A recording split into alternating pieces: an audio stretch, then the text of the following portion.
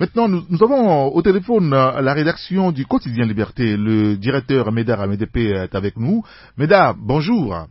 Bonjour Eric. Ce matin, vous publiez une interview de Jean-Pierre Fabre, le chef de file de l'opposition. Une interview dans laquelle il dit, je cite, « Le rapport de force est toujours en faveur du peuple souverain, mobilisé et debout ». Oui, et l'interview a été réalisée par le magazine panafricain Jeune Afrique.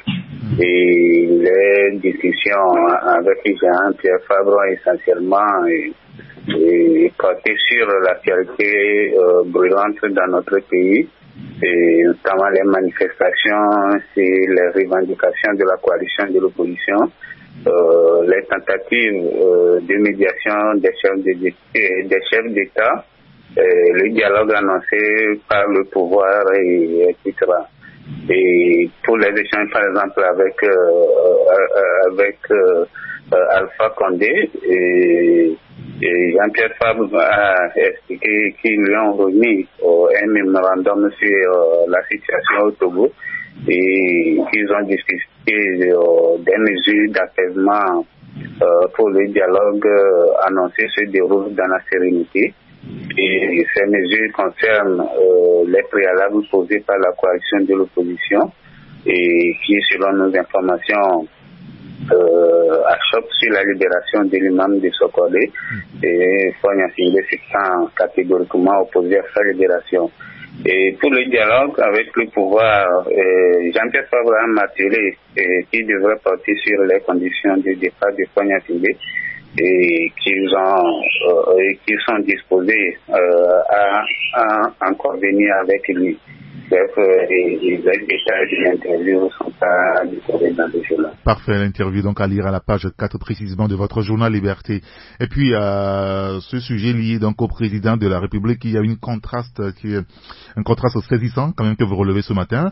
Faure Gnassingbé et la royauté ici et ailleurs. Le chef de l'État abrutit les rois togolais et rampe presque devant le roi des Ashanti. Vous le relevez ce matin. Oui, et Fogna Singbe s'est rendu mercredi à commencer au Ghana, au funérailles de la mère du roi des Ashanti au pays Toutou II. Et il a salué de manière révérencieuse le roi et en se pliant et pendant que le roi était majestueusement assis sur son trône, et ce qui est quasi impossible au Togo. Et évidemment, de la courbette de Fogna Singbe de voir le roi chanter, c'était beaucoup de commentaires. Et il faut dire que dans les pays voisins comme le Burkina Faso ou le Ghana, les têtes couronnées sont des personnalités très influentes et vénérées, respectées autant par les populations que les hommes politiques. On se souvient par exemple du rôle joué par le roi d'Emossi, le Mogo Naba, pour éviter le bain de sang au Burkina lors du coup d'État du régiment de sécurité présidentielle, le CRSP de Gilbert Diendéré. Et c'est tout le contraire au Togo où les chefs traditionnels et rois sont instrumentalisés par le régime et ils sont devenus des points focaux et directeurs de campagne du parti au pouvoir et surtout chefs d'orchestre des fraudes électorales. Et du coup, ils ont perdu toute crédibilité et le respect des populations. Et lors d'une récente visite du président ghanéen Nana Akufo-Addo au Togo, le chef traditionnel avait fait la haie pendant des heures sous la canicule. Et c'est eux qui se pliaient en quatre pour saluer les chefs d'État. Et nous avons opposé les deux images pour permettre de voir la différence entre la royauté au Togo et au Ghana. D'accord, très bien. L'article, c'est à lire à la page 3 de votre journal. Et puis un autre sujet lié donc aux agents de la fonction publique pour cause de précomptes abusifs. Les agents de la fonction publique, Médard, sont en grève à partir du 11 décembre, c'est-à-dire lundi prochain. Oui, il faut dire que depuis quelques mois, les activités au ministère de la fonction publique, du travail et de la réforme administrative sont régulièrement perturbées par des mouvements de grève du personnel qui réclament de meilleures conditions de vie et de travail. Et les employés regroupés au sein du syndicat national des agents de la fonction publique ont soumis à leur ministre depuis juillet 2016 des doléances contenues dans une plateforme revendicative. Mais ces doléances n'ont jamais été satisfaites et le ministre Gilbert Bara évoquant des problèmes de moyens, d'où les grèves à répétition qu'on observe à ce ministère depuis 4 mois. Et les agents ont donc décidé d'entrer à nouveau en grève à partir de lundi et ils s'insurgent contre les précomptes abusives opérées sur les salaires. Et ce mouvement d'humeur concerne essentiellement la suspension de certaines prestations comme les nominations liées au concours de recrutement et les prises en compte, les avancements automatiques d'échelon et de grade, et la délivrance des relevés des services des retraités, etc. Et le personnel veut avoir des éclaircissements sur la manière dont les précomptes ont été opérés et leur remboursement dans les meilleurs délais pour pouvoir reprendre le travail. On lira tous ces sujets dans votre journal. Vous évoquez également, ça on va pas le commenter, Médard, permettez, le délibéré dans l'affaire Maranatha Machia, interdiction de séjour de 5 ans pour le prophète et sa femme. Ils seront donc expulsés, on va dire. Vous parlez aussi de l'inspection de l'enseignement d'Agouenivé Est, la directrice de l'EPP d'Ikame, contestée par les populations. On lira l'article là dans vos colonnes à la page 4 précisément. Merci beaucoup, Médard Amétépé. Merci, Eric. Allez, bonne journée à vous. Bonne journée à vous. Taxi Média Show. Nous avons maintenant au téléphone le patron du bi-hebdomadaire L'Alternative, Ferdinand Haïti. Ferdinand, bonjour. Bonjour Eric. Merci de nous avoir rejoint, Ferdinand. Et ce matin, vous vous interrogez sur le sort de Faure Gnassingbé. Paul Kagame pourra-t-il sauver finalement Faure Gnassingbé, Ferdinand? Oui, c'est une question qui a tout son sens. C'est l'un des espoirs de Faure Gnassingbé parce que Paul Kagame prendra la tête de l'Union africaine au mois de janvier à la suite d'Alpha Condé. Et l'arrivée de ce monsieur qui est très, très proche de Faure Gnassingbé est un grand espoir pour le régime. Et d'ailleurs, on ne s'en cache pas dans les couloirs du palais de la Marina. On se frotte les mains, on se dit, bon, au moins s'il arrive là-bas et que la crise perdure encore, ça pourrait déchirer les taux. Et donc, visiblement, tout est fait aujourd'hui pour retarder les choses. On ne veut pas véritablement aller au dialogue. On crée des subterfuges, on fait du dilatoire pour laisser de superfluer. Jusqu'à ce qu'il ne tombe dans les mains de Paul Kagame. Et c'est ce rôle-là qu'Alpha Condé joue, c'est-à-dire qu'il fait traîner au maximum les choses. On a entendu des gens dire qu'Alpha Condé travaille sur les préalables, mais c'est quel genre de préalables sur lesquels il travaille depuis 2 mois et qui n'arrive même pas à faire libérer les imams. Donc, vous imaginez quelqu'un qui veut être paré d'un dialogue et qui est incapable de faire pression pour qu'on libère un imam depuis plus d'1 mois. Alpha Condé avait appelé fort, Gnassingbé avait assuré que l'imam serait libéré 2 jours après son arrestation. Nous sommes à presque plus d'1 mois. L'imam n'est pas libéré, les autres détenus ne sont pas libérés. Et donc, tout ça, c'est des choses qui sont programmées. Bon, maintenant, est-ce que réellement la CEDEAO va accepter que le dossier échappe à la région pour tomber dans les mains de Paul Kagame? C'est aussi problématique.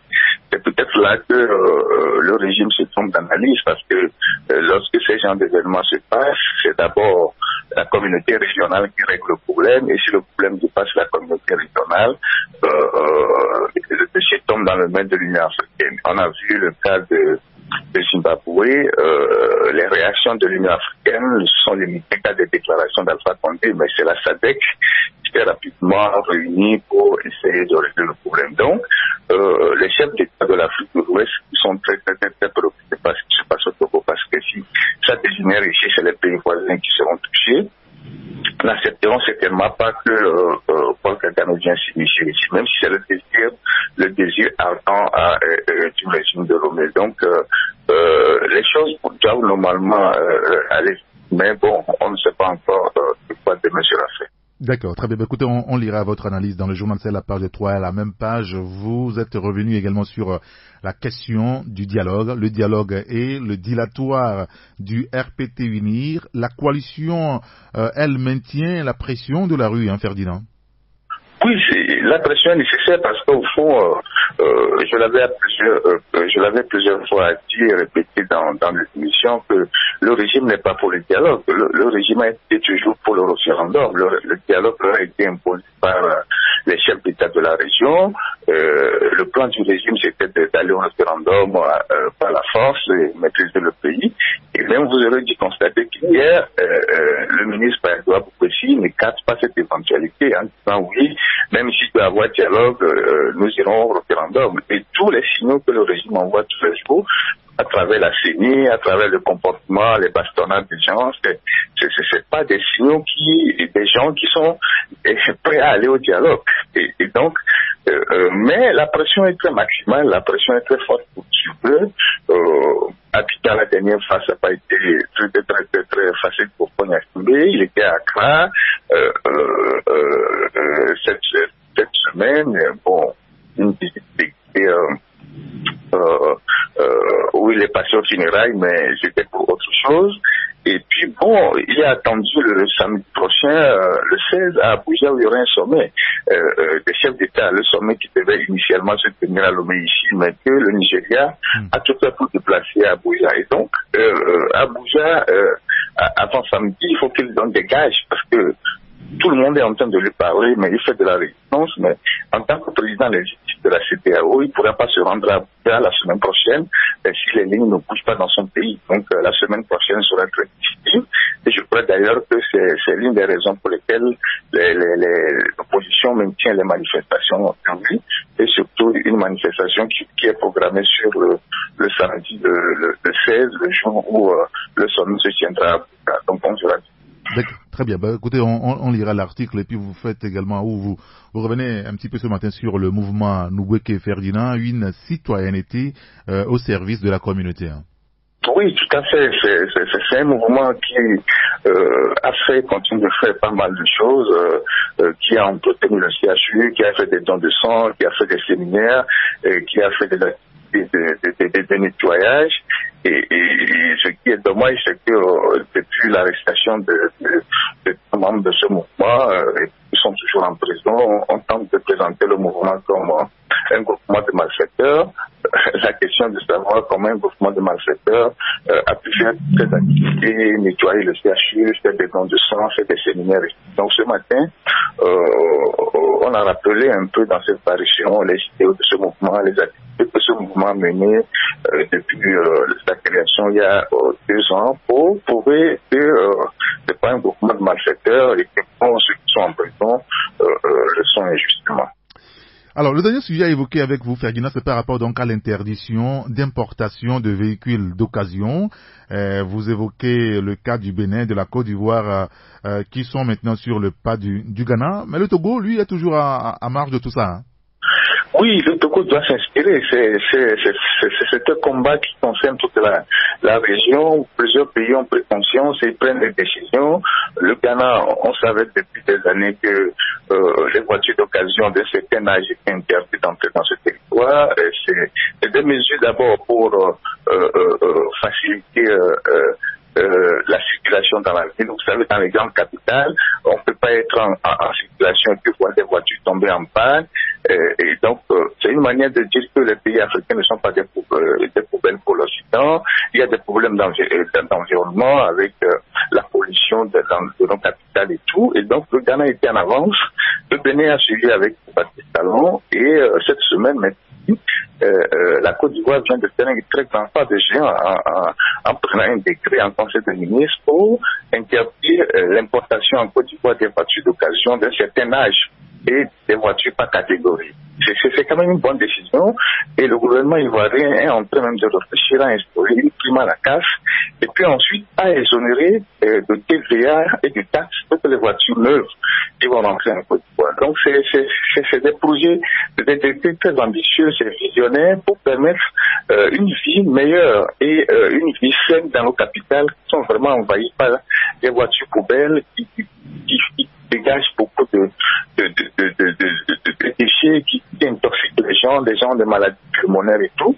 Et donc, le Togo doit s'inspirer parce que chez nous aussi, le problème est réel aujourd'hui avec ces poubelles de voitures qui sont là dans notre capitale à Lomé, oui, qui remplissent les garages des mécaniciens qui sont à tout bout du champ, plus les motos qui sont là, ça rend la circulation terrible et ça crée des maladies. Aujourd'hui, lorsque vous approchez des cardiologues et de ceux qui traitent les questions de poumons, vous verrez bien que on est tous des malades. Et donc, un gouvernement conscient doit vraiment prendre ce problème à bras le corps. Et quand vous allez au parc automobile, au port autonome de Lomé, vous allez dans ces parcs-là, ces voitures sont là, qui sont des carcasses qui sont là, qui polluent l'environnement, et personne ne s'en soucie. Donc il faut à un moment donné, même si on n'est pas génie, de copier le génie, et celui qui a pu faire quelque chose. Donc je pense que ces mesures qui sont prises dans les pays voisins doivent inspirer nos gouvernements pour que,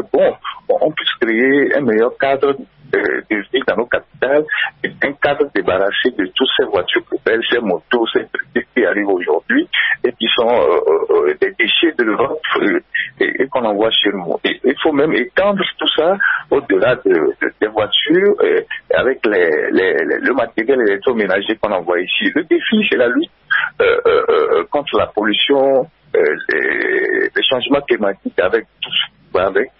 Et donc, je crois que après les différents sommets COP21, COP22, COP23, le dirigeant doit véritablement prendre le taureau par les cornes et assainir nos capitales de ces voitures qu'on dégage chez nous ici et qui ne servent pas à grand-chose, à part créer des accidents, créer la pollution et tout ce qui va avec.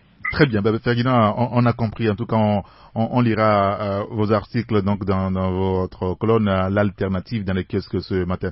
Vous avez également évoqué le cas de ce petit enfant, cet étudiant écrasé par un bus de Sotral la semaine dernière. On l'évoquait cette semaine avec le confrère Aléo Tchakala. Les proches qui saisissent finalement la direction de Sotral, vous le mentionnez. Merci beaucoup, Ferdinand Haïté. Merci, Eric. Et à tout à l'heure. À tout à l'heure. Taxi Média Show. C'est prêt. Je pense qu'on peut avoir maintenant Sam Djobor. Sam, bonjour.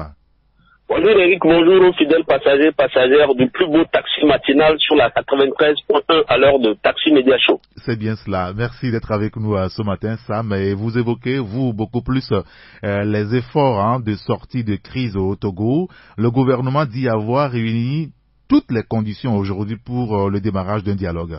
Oui, vous savez, Eric, depuis le 19 août que le gouvernement togolais fait face à une contestation où l'opposition bat le pavé pratiquement chaque semaine pour réclamer un certain nombre de choses, le gouvernement, depuis cette date, n'a en tout cas pas pris une position assez officielle comme cela a été fait hier. Hier, à la primature, à la grande salle de réunion de la primature, 4 ministres, et pas des moindres, étaient face à la presse. Il s'agissait du ministre de la Sécurité et de la Protection civile, Yark Damehan, le ministre de l'Administration territoriale, Payado Aboupessi, le ministre de la Fonction publique et des réformes administratives, Gilbert Bawara, et le ministre de la Justice, Pius Adbetome. Les 4 émissaires du gouvernement étaient face à la presse pour expliquer un certain nombre de choses. Le gouvernement, les membres du gouvernement ont d'abord planté le décor, ils ont situé la crise sociopolitique dans son contexte, et ensuite ils ont essayé de lister les séries d'apaisement ou les mesures d'apaisement et de décrispation qui ont été prises depuis avant même la date du 19 août. Ils sont partis jusqu'en 2014 où avait été initié un avant-projet de loi du gouvernement qui a été mis sur la table des députés et qui n'avait pas abouti. Ils sont allés jusqu'à parler de la main tendue et de la disponibilité permanente du gouvernement à discuter avec l'opposition, et ils ont annoncé aussi les mesures qui consistaient à libérer les manifestants arrêtés, la saisie qui avait été opérée sur les motocyclettes des manifestants, ces motocyclettes ont été libérées et ont été relâchées plus tôt, et ensuite il y a eu pas mal de mesures qui avaient été prises dans le sens de la décrispation. Parce que vous savez que le président guinéen Alpha Condé, qui est en même temps président en exercice de l'Union africaine, avait eu à échanger avec une délégation de la coalition des 14 partis politiques à Paris. Et au menu des échanges, l'opposition avait présenté une litanie de revendications qui pouvaient lui permettre d'aller s'asseoir à une table de discussion et de faire confiance au gouvernement. Donc, au menu de ces revendications posées par l'opposition à Paris, il y avait la libération des manifestants détenus, il y avait la situation des imams de Sokodé et de Bafilo, il y avait la levée de siège des villes de Bafilo, Mango et Sokodé. Il y avait aussi les restrictions qui étaient portées à certains leaders, notamment Jean-Pierre Fabre, par rapport aux incendies des marchés de Kara et de Lomé. Et donc le gouvernement, soucieux de ce climat qui doit caractériser l'ouverture des dialogues, avait amorcé des mesures avec la libération de 42 personnes, la libération du secrétaire général du Parti national panafricain, et d'autres mesures qui sont en voie d'être prises dans le sens de la décrispation de l'atmosphère, afin de permettre les acteurs politiques d'aller s'asseoir pour se parler les uns les autres. Et donc, la sortie du gouvernement hier, et au regard de tout ce qui a été dit hier, nous avons estimé que le gouvernement estime, parce que ça a été d'ailleurs dit en conclusion, le gouvernement estime avoir réuni toutes les conditions pour l'ouverture d'un dialogue. Sauf que la date d'un dialogue n'a pas été annoncée lors de cette rencontre. D'accord, très bien. Écoutez, on lira l'article à la page 3 de votre journal. Et puis, dans la perspective justement de l'ouverture d'un dialogue, Sam, vous nous apprenez ce matin que la coalition est divisée, beaucoup plus entre l'arrêt et la poursuite des manifestations de rue. Oui, la division de la coalition, ça n'a rien à voir avec le contenu des revendications. Parfait. Et ça, c'est une information de première main, parce que vous savez que au début, dès l'ouverture des manifestations enclenchées par le PNP le 19 août, le PNP était clair, c'est-à-dire que le PNP revendiquait soit le retour à la constitution de la Constitution de 92 et le vote de la diaspora, ou le départ du pouvoir de Faure Gnassingbé. Mais lorsque les manifestations du 19 août ont dégénéré et que l'Akadam Tiki avait lancé un appel à toute l'opposition pour qu'elle parle d'une seule et unique voix, la revendication s'est déplacé carrément sur un seul objectif. Et le chef de file de l'opposition, à la première manifestation de la coalition, faisait de la fixation sur Faure Gnassingbé, à qui il demandait carrément de quitter le pouvoir. Quand vous approchez certains leaders de la coalition, ils sont divisés d'abord par rapport à cette attitude de Jean-Pierre Fabre, parce qu'ils estiment qu'à aucun moment cela n'a pas été l'objet d'une discussion interne entre les 14 partis pour que ce soit annoncé officiellement. Et donc quand vous les prenez individuellement, il y en a qui sont pour la continuité, la poursuite du mandat de Faure Gnassingbé jusqu'en 2020. Il y en a qui disent qu'il faut que Faure Gnassingbé quitte ici et maintenant. Et donc cette vision un peu différente des revendications fait que d'abord il y a déjà une petite division au sein de l'opposition par rapport à ce qui était ce qui devrait être le sort à réserver à Faure Gnassingbé. Maintenant, ce qui fait l'objet de notre article, c'est le maintien ou l'arrêt des manifestations de rue. Vous savez que l'imminence d'un dialogue n'est plus à démontrer. Il y a le ministre de la Sécurité du Ghana qui s'active.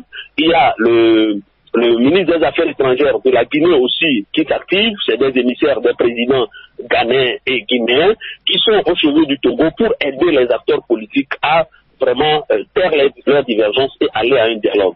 Alors, dans la perspective de ce dialogue, au sein de l'opposition, il y a un courant incarné par Jean-Pierre Fabre qui insiste qu'il faut maintenir la pression de rue avant et pendant le dialogue, mais il y a un autre courant qui estime que l'adversaire aussi peut être braqué si les manifestations de rue sont maintenues. Alors, au sein de cette coalition, il y a ce bisbille-là qui ne dit pas son nom, mais ceux qui pensent qu'il faut arrêter les manifestations de rue et prouver sa maturité, prouver la maturité de l'opposition à l'opinion nationale et internationale, et se penche sur le protocole de la CEDEAO qui fait état du fait que les tests électoraux, aucun test électoral ne peut être modifié à 6 mois d'une élection. Vous savez que le plus tôt, en juin 2018, le Togo doit ouvrir le processus des élections qui doivent conduire au renouvellement de notre Parlement. Alors, conscient de ce protocole de la CEDEAO, les courants qui voudraient qu'on mette un peu un break sur les manifestations, histoire de voir ou de prouver la bonne foi de l'opposition à l'opinion internationale, et peut-être, si le gouvernement ne veut pas jouer franc jeu, ouvrir derrière le gouvernement aux yeux du monde, ce courant-là estime qu'il faut quand même faire stand-by sur les manifestations, histoire d'appeler les populations et les manifestants, les militants de différentes formations politiques à être en éveil, à être à l'écoute permanente pour qu'au moment opportun, on relance les activités. Donc, nous sommes revenus sur cet article pour essayer de relever ce qui peut être source de division entre les 14 formations politiques de la coalition. Bien. Ben, écoutez, Sam, on lira votre article à la page 4 et puis vous parlez aussi du monde des médias avec le 10e anniversaire du Conseil national des patrons de presse avec la saison 4 des journées portes ouvertes. Hein. Oui, Eric, ce n'est plus un secret. Vous savez que le Conseil national des patrons de presse a initié un concept depuis 2013 et ce concept est rentré dans les habitudes des professionnels des médias. Et pour la 4e saison, le Conseil national des patrons de presse a procédé à la cérémonie d'ouverture hier sur le site de l'Agora Senghor, où était présent l'ancien Premier ministre Joseph Okuko-Figo, le président par intérim de la HAC et tous les membres de la haute autorité. Il y avait les représentants du PNUD, les chefs traditionnels et les professionnels des médias, les anciens comme les nouveaux. La salle était archi-comble pour célébrer vraiment ce qu'on peut appeler la fête de la presse togolaise. Et pour cette 4e édition, il y a il y a un alléchant programme qui a été concocté et pour la journée d'aujourd'hui, il y a un panel de haut niveau qui doit être animé avec des journalistes étrangers, mais aussi des journalistes togolais, des professionnels des médias de notre pays. Et demain, demain dans la journée, il y a un match entre les journalistes et les forces armées togolaises.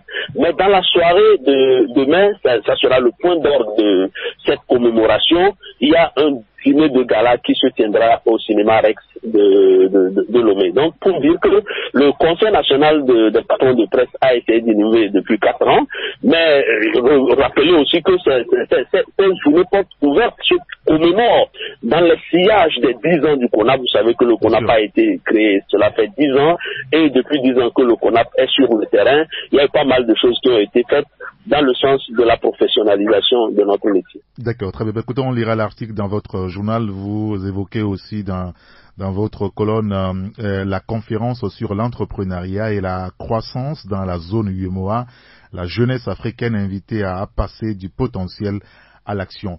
Écoutez, Sam Djobom, merci pour votre disponibilité ce matin. Merci Eric, bonne journée, bonne émission de 11h et bien de choses à toutes et à tous. Allez, bonne journée à vous également. Merci, au revoir. Taxi Média Show.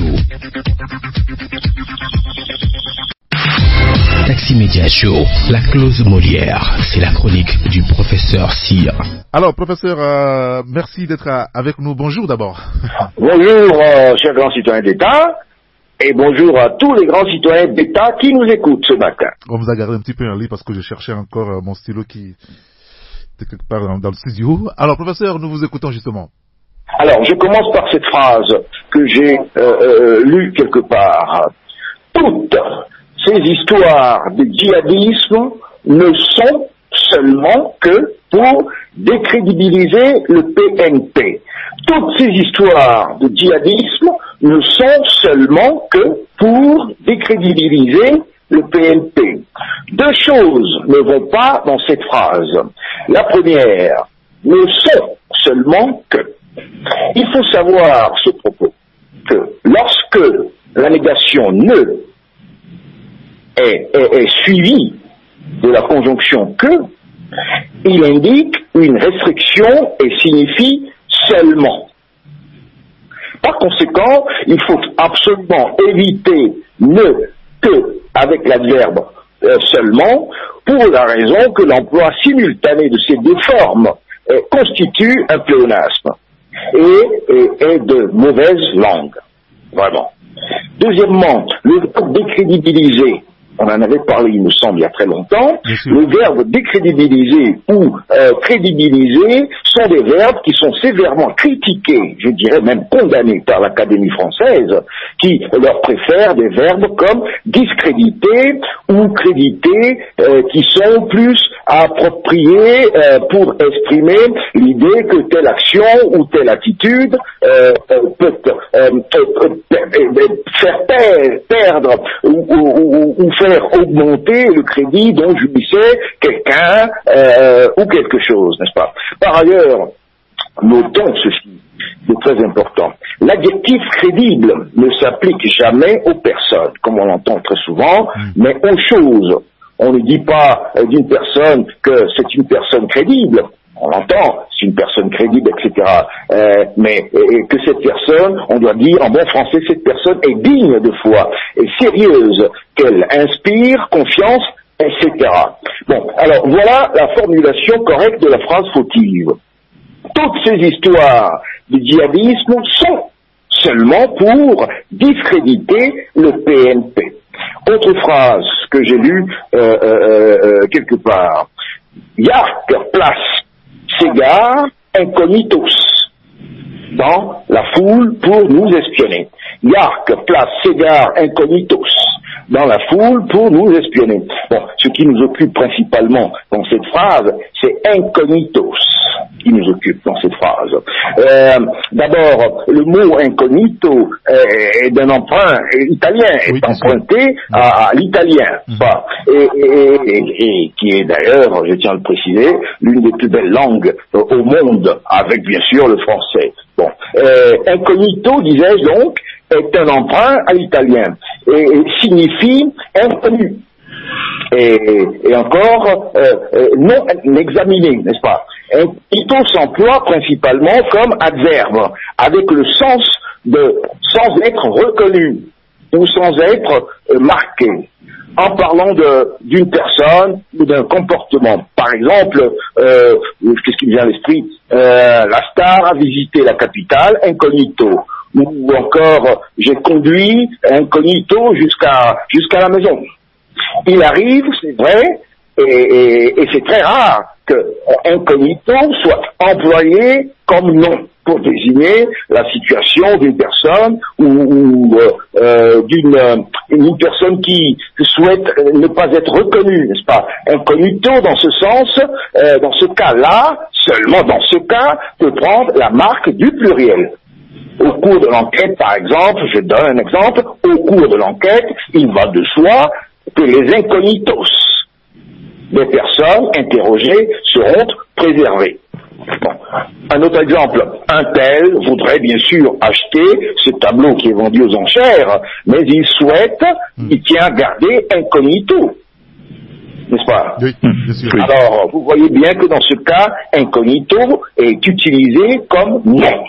Bon, et a pour synonyme le nom anonymat. Bon, alors une phrase que j'ai lue quelque part. Il faut faire attention. Il faut faire excessivement attention, je l'ai entendu. Il faut faire excessivement attention à ne pas tomber dans la haine de l'autre. Il faut faire excessivement attention à ne pas tomber dans la haine de l'autre. Il s'agit bien sûr d'un bon conseil que personne ne peut contester, mais seulement voilà, la phrase contient un emploi fautif qui est sur l'adverbe excessivement. Parce que excessivement insinue l'idée d'un excès et toujours employé dans un sens négatif. L'employer avec une idée positive nous mène droit à un emploi fautif. On dira en bon français, il faut vraiment faire attention à ne pas tomber dans la haine de l'autre, ou encore il faut faire très attention à ne pas tomber dans la haine de l'autre, ce qui est une formulation un peu familière, ou dans un langage plus soigné, on dira ceci, et il faut veiller à ne pas tomber dans la haine de l'autre. J'en viens maintenant à la revue de presse. D'accord. Dans le perroquet, affaire de 600 millions de la canne portée disparue. Affaire de 600 millions de la canne portée disparue. Bon. Attention. Être porté disparu signifie ne pas donner de nouvelles et s'emploie généralement pour les personnes, n'est-ce pas? Est-ce que les 600 millions sauraient donner leurs nouvelles? Non, puisqu'il s'agit d'un vol. On pourra dire, par exemple, affaire des 600 millions de la canne volatilisée. Affaire des 600 millions de la canne volatilisée. Sous-entendu, ce sont les 600 millions qui se sont volatilisés. Et Dieu sait qu'ils ne se sont pas volatilisés tout seuls, n'est-ce pas? Alors, il s'agit purement et simplement d'un vol, un de plus. Dans le canard indépendant, dialogue ou pas, le gouvernement décide d'aller au référendum. Dialogue ou pas, le gouvernement décide d'aller au référendum. Bon, il faut faire attention à la négation pas. J'en avais parlé à plusieurs reprises. On dira en bon français ceci. Dialogue ou non, le gouvernement est décidé à aller au référendum. Toujours dans le canard indépendant. La crise togolaise complètement dénaturée pour divertir l'opinion de l'essentiel. La crise togolaise complètement dénaturée pour divertir l'opinion de l'essentiel. Bon, absolument incorrect. On ne saurait divertir quelqu'un ou l'opinion de quelque chose. On peut divertir quelqu'un ou l'opinion avec quelque chose, vous comprenez? Et de l'autre côté, on peut aussi détourner quelqu'un ou quelque chose ou l'opinion de quelque chose. On dira donc en bon français, la crise togolaise complètement dénaturée pour divertir l'opinion. Ou alors, on dira, la crise togolaise complètement dénaturée pour détourner l'opinion de l'essentiel. Voilà, j'en ai terminé, monsieur le grand citoyen d'État. Très bien, mon cher grand professeur. Merci pour votre disponibilité à être avec nous chaque matin. Hein. Je vous en prie, et puis bon week-end à tous les grands citoyens d'État de ce pays. Que Dieu vous bénisse. Amen. Allez, au revoir. Taxi Media Show.